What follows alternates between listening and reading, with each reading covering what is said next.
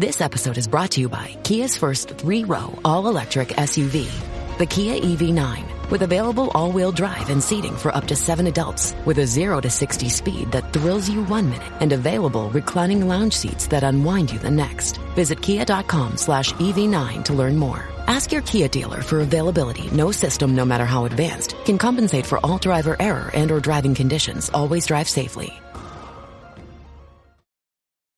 This episode is brought to you by Carnegie Mellon's Tepper School of Business. Want to advance your career or switch fields? An MBA from Carnegie Mellon's Tepper School of Business can help.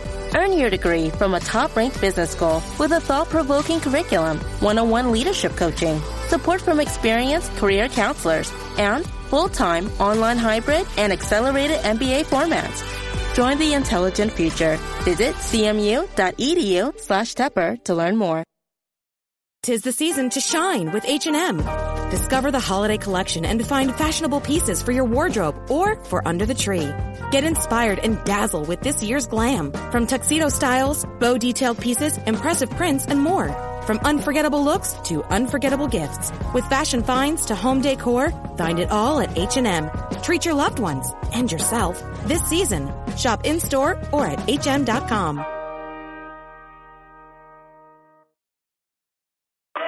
It's time to say goodbye to hold music and say hello to fast customer support with Service Cloud. With trusted AI and data working together, you can skip long wait times and deliver efficient, personalized service right away, all while keeping support costs low and more customers happy. Reimagine your customer support with the #1 AI CRM for service. Learn what's possible at salesforce.com/products/service. Level up your listening with Bose Quiet Comfort Ultra earbuds and headphones with immersive sound and world-class noise cancellation for a not-so-silent night. Visit Bose.com/Spotify to shop sound that's more than a present. Between the kids being home and hosting, everything in our house gets used up in summer. With Instacart, I can save money by stocking up on all my favorite summer brands. I save time by getting everything delivered in as fast as an hour. And I save myself a sink full of dirty dishes by stocking up on paper plates for the annual summer cookout. Save more on summer essentials? Spend more time enjoying summer. Add summer to cart. Download the app to get free delivery on your first 3 orders. Offer valid for a limited time. Minimum $10 per order. Additional terms apply. Welcome to the Human Capital Innovations Podcast, your go-to source for personal, professional, and organizational growth and development. We hope you tune in often for all things people management, organizational development and change, organizational leadership, and social impact related. Maximize your personal and organizational potential with Human Capital Innovations Podcast.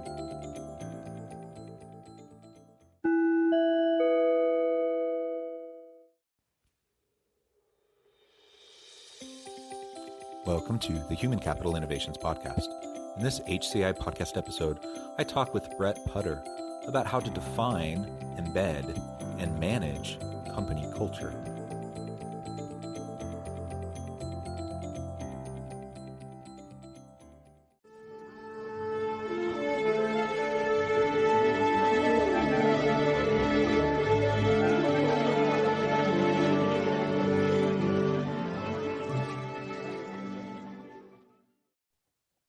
Brett Putter, welcome to the Human Capital Innovations Podcast. Great to be here, John. Thanks for having me. Yeah, I'm super excited to have this conversation. You're joining us from, I'll say in air quotes, sunny Portugal, perhaps not so sunny at the moment. And we've had to reschedule this interview, so I've been really looking forward to it. You know, we live in an interesting time with all sorts of life complications, and so I appreciate your flexibility. And today we're going to be focusing on culture, how to own our culture, and how we can define, embed, and manage our company culture. I think that's a really important piece right now.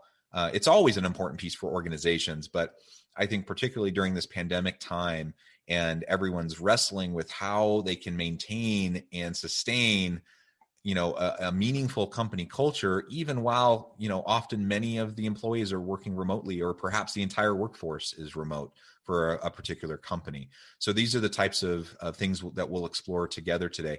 As we get started, I just wanted to share Brett's bio with everybody.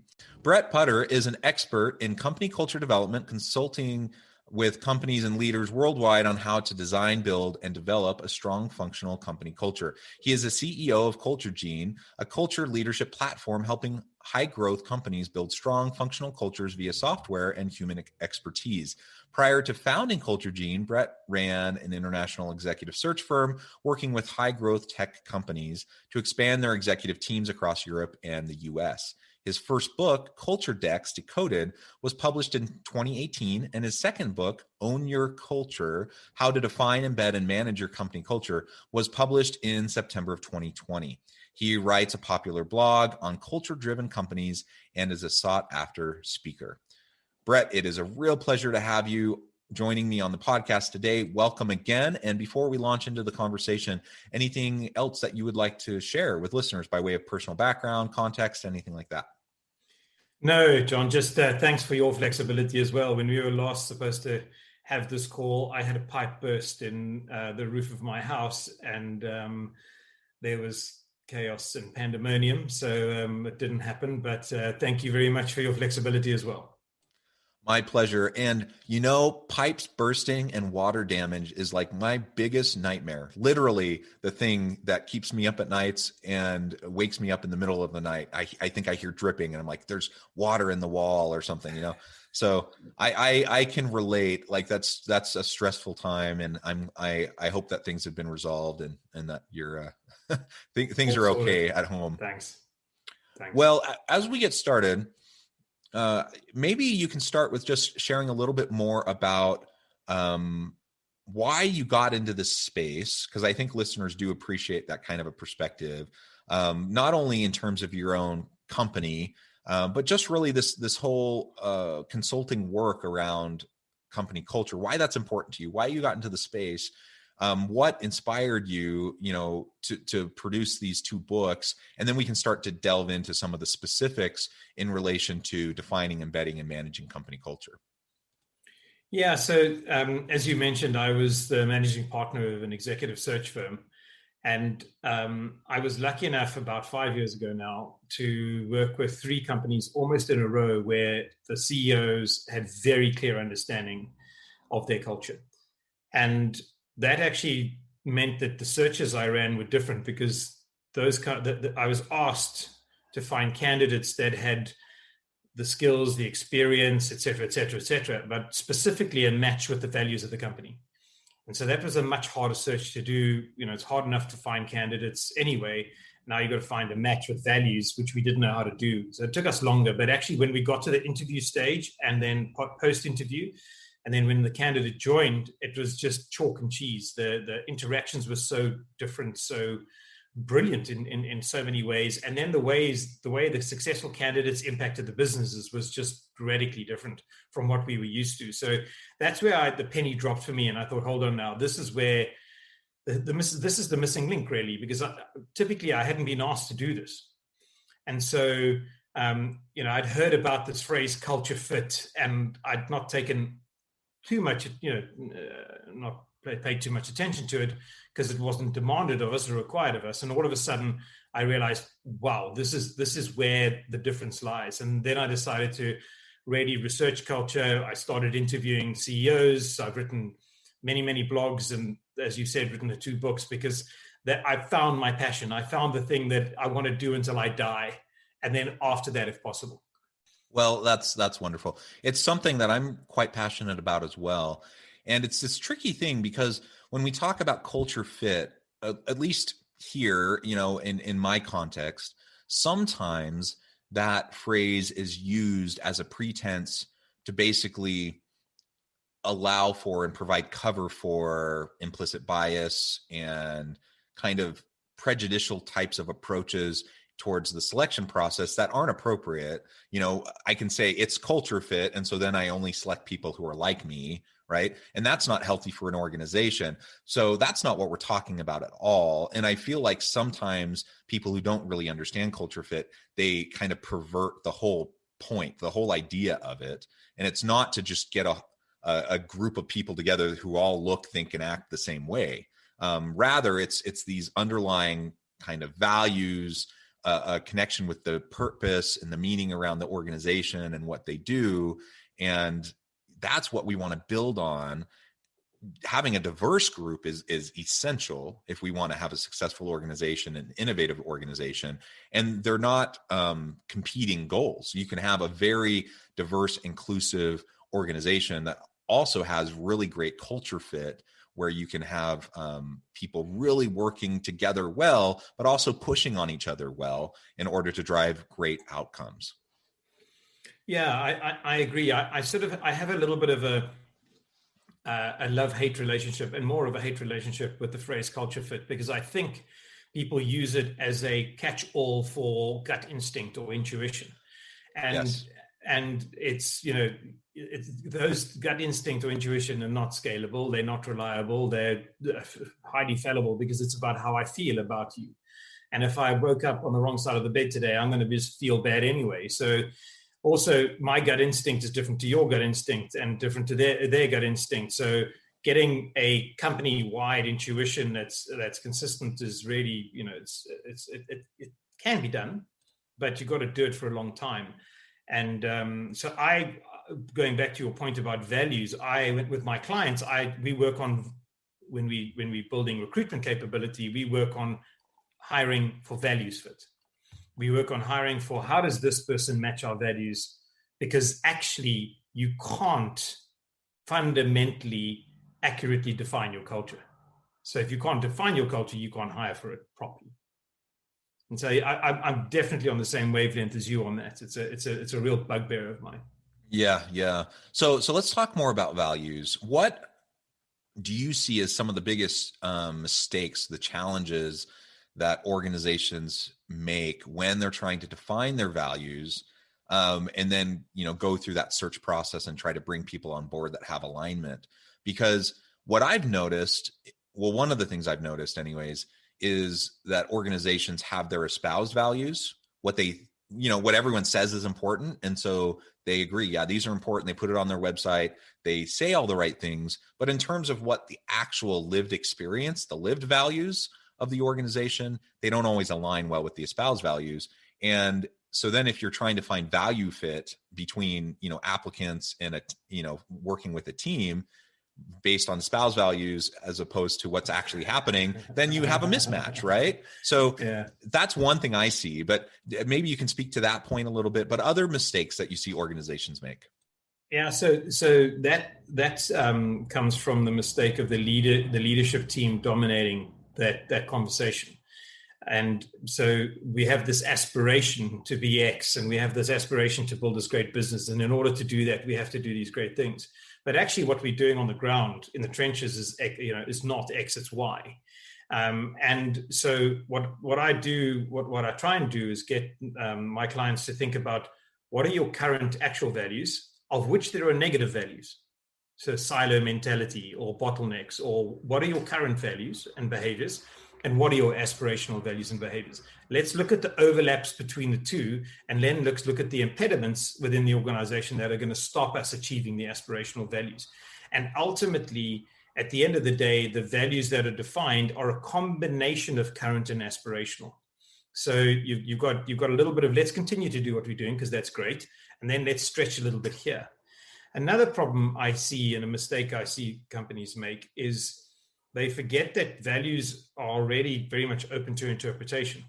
So when we were in offices, they shove them up on the wall and print mouse mats and put them on coffee mugs. Nothing would change because people were still interpreting those words for their own needs, not the needs of the organization.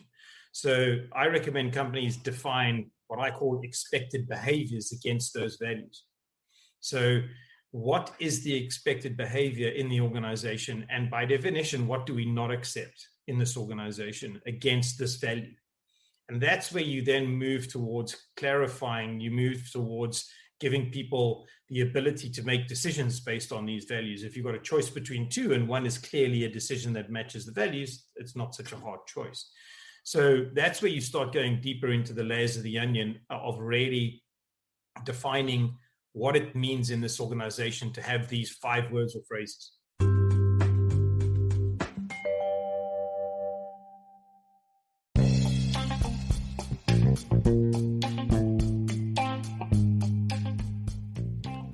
I'm excited to announce the publication of my new book from HCI Press, The Alchemy of Truly Remarkable Leadership: Ordinary, Everyday Actions that Produce Extraordinary Results.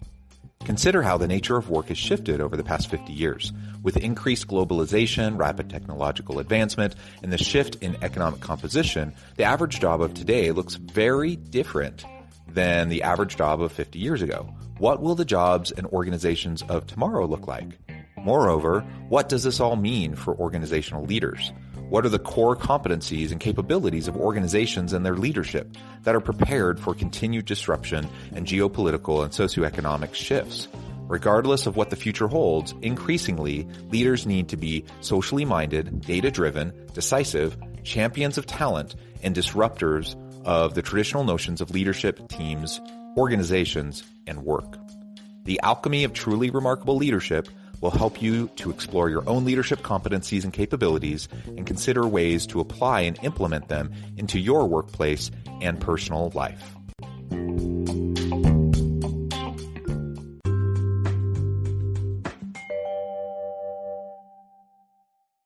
Yeah, and then as we articulate and identify what those key values are, to your point, it's not just enough to get collaboration and connection around what those are at one point in time. It has to be continual conversation, right? It has to be embedded into the structure and the mechanisms of the organization. It has to be built into the screening and hiring and onboarding process, the performance management process. It has to be built into leadership development.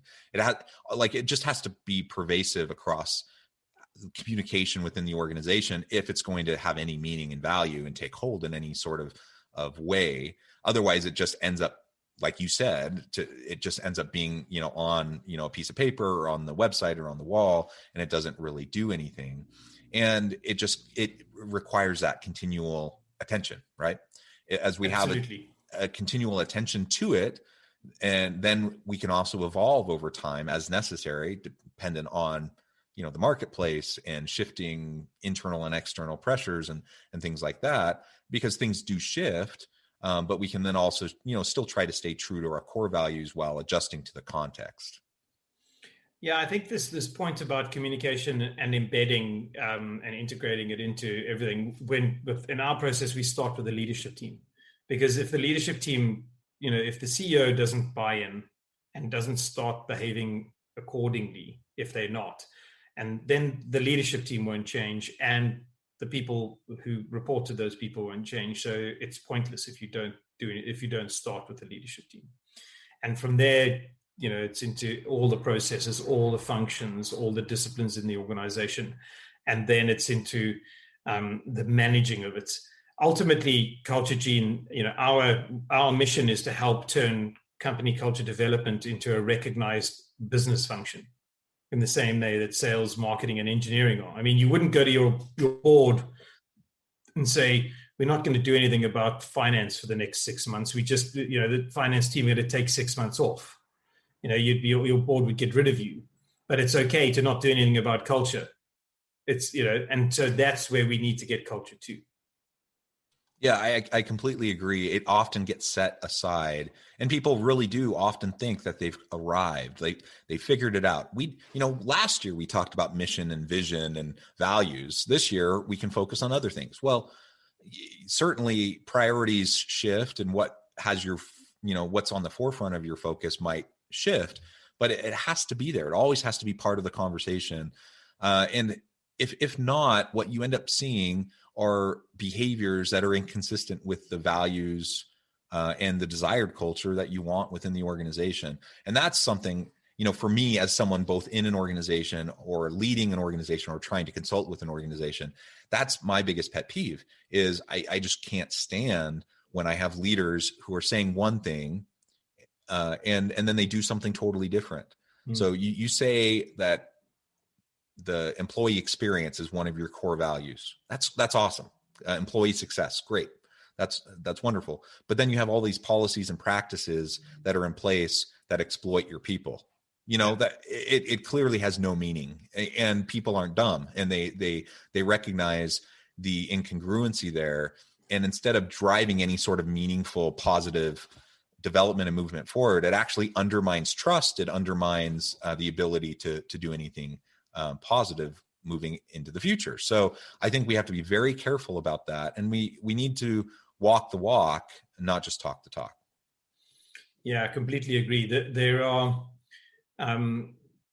I compare the way your team watch you to the way a jealous spouse or a jealous partner watches you.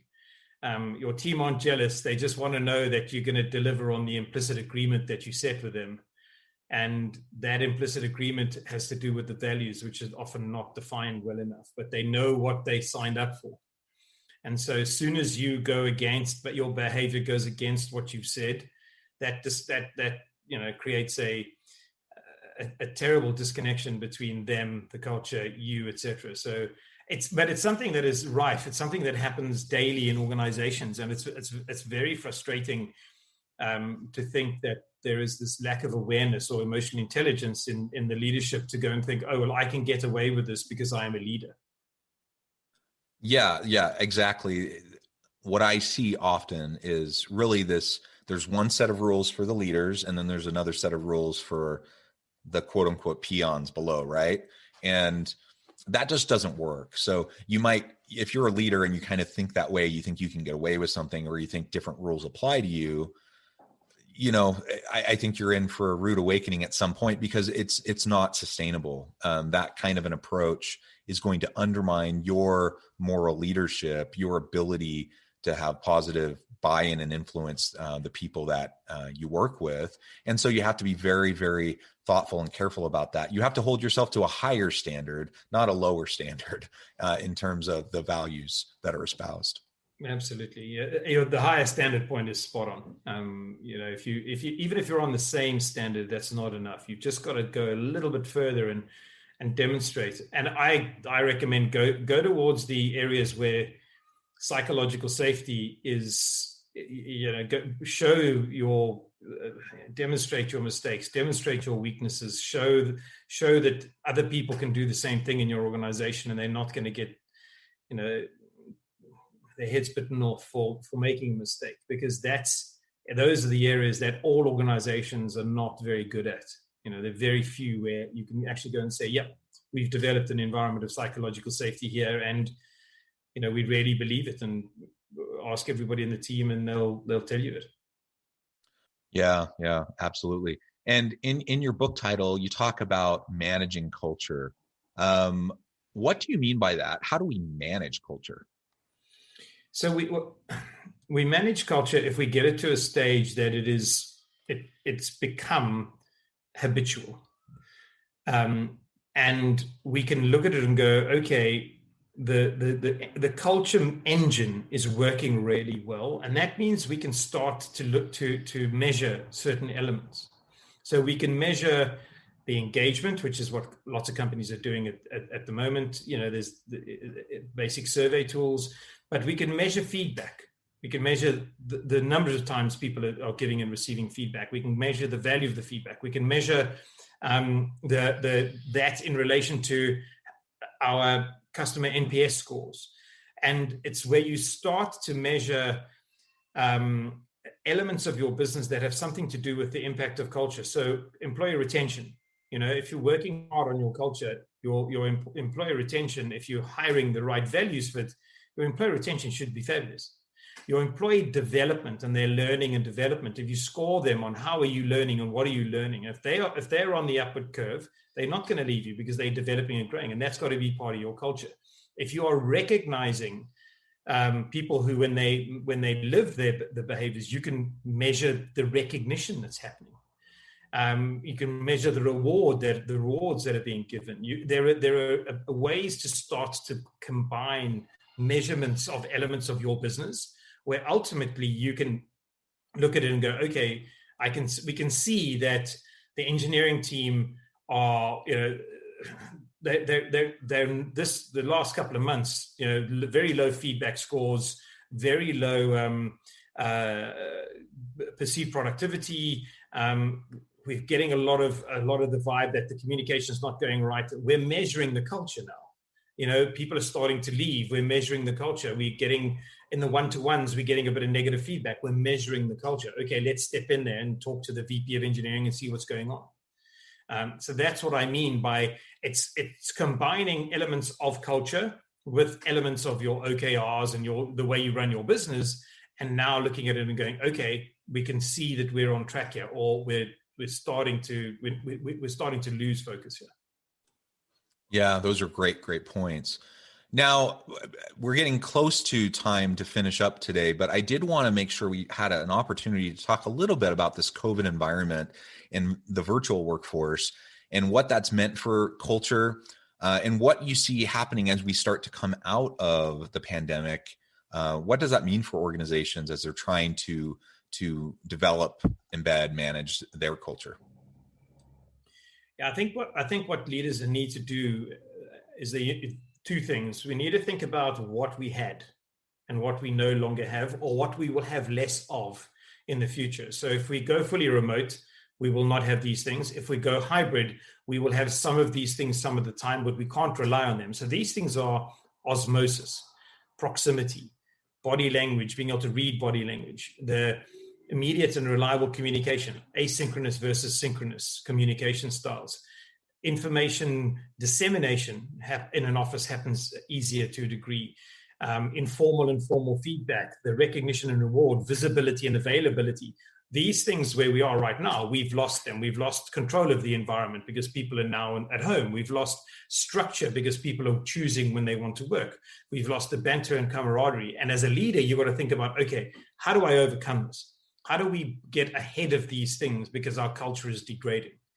And the second thing one has to look at is really what are the remote work companies, the best remote work companies, what are they doing and over-indexing on to drive businesses where there are no offices, where they can't be lazy about their culture. They can't be lazy because there is no osmosis. They've got to document things. They've got to define their processes more accurately. They've got to be deliberate about communication and communication architectures. They've got to think about structure, and they've got to think about outcomes-based leadership, trust, transparency. These elements are where, as we come out of COVID, we're not going back to where we were by any stretch of the imagination. And because the remote work cat is out of the bag. People want this now. They want to spend more time with their families, less time on the underground or in a car, wasting your time. And so how to balance this out and how to work out what is the right type of working model that takes remote people, the people who are working remotely, and the people in the office into account so that they are on an equal footing and there are no second-class citizens. I think those are great points, and I completely agree. I think it's a brave new world. We're not quite sure exactly how to do it in most companies, but to your point, there are companies that have been remote predominantly or fully remote for a long time, and it's not new, and they've figured this out. I think many organizations who have been shoved into this virtual workspace due to the pandemic, they've been just trying to get by. They've been trying to bootstrap their way through this year. And now's the time, though, that they need to take stock on where things have been degraded, what things need to be reinforced and redeveloped or further developed, and look to these successful companies that have been doing it well, and talk to your people. I guess there's no substitute for just open communication. Talk to your people, see what they value, see what's important to them as you're trying to figure out whatever this new workplace will look like, the hybrid approach, virtual, mix of virtual and in office types of work, whatever it ends up looking like for your specific organization. We have to be able to balance all of those things. And there's no quick and easy answer to it. I think every organization has to wrestle with that themselves. Well, Brett, it has been a real pleasure talking with you. Before we wrap up today, I just wanted to give you a chance to give the last word on the topic, as well as share with listeners how they can get connected with you and find out more about what you do and what and find out more about how your firm can help them. Thanks, John. Thanks very much for sharing your time. I've really enjoyed our conversation. I think the last word to your listeners and your audience is really to start thinking about culture as a function. Start thinking about what would I do to start turning this into a function, ultimately that's the best companies. The companies that I've studied are run in this way. It's the leadership team view it as a function with a reporting structure.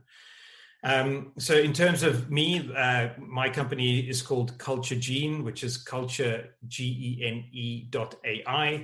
I've got 2 books, Own Your Culture and Culture Decks Decoded, which are on Amazon.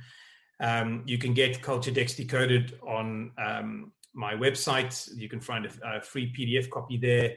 If you want to reach out to me directly, I'm on LinkedIn, I'm on Twitter, but I'm also on email. If I spend 25% of my time learning about culture. So if people any of your audience want to reach out to me directly, I'm on brett@culturegene.ai, and just happy to talk and learn and listen. Wonderful. Thank you, Brett. It has really been a pleasure talking with you.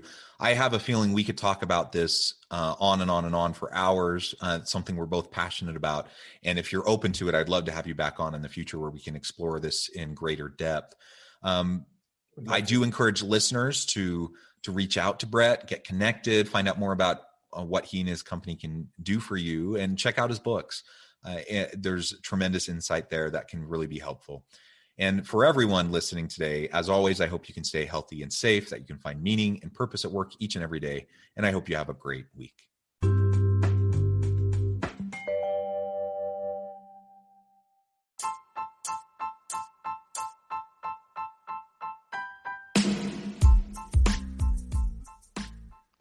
We are excited about the launch of HCI's new magazine, Human Capital Leadership. Human Capital Leadership is a free, interactive e-magazine designed to help individuals, leaders, and organizations find innovative approaches to maximize their human capital potential. We will be publishing issues quarterly in August, November, February, and May. Check out the first issue and let us know what you think.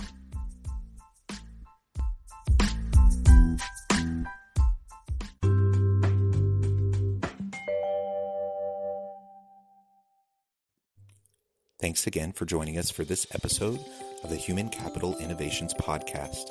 I hope you stay healthy and safe and that you have a great week.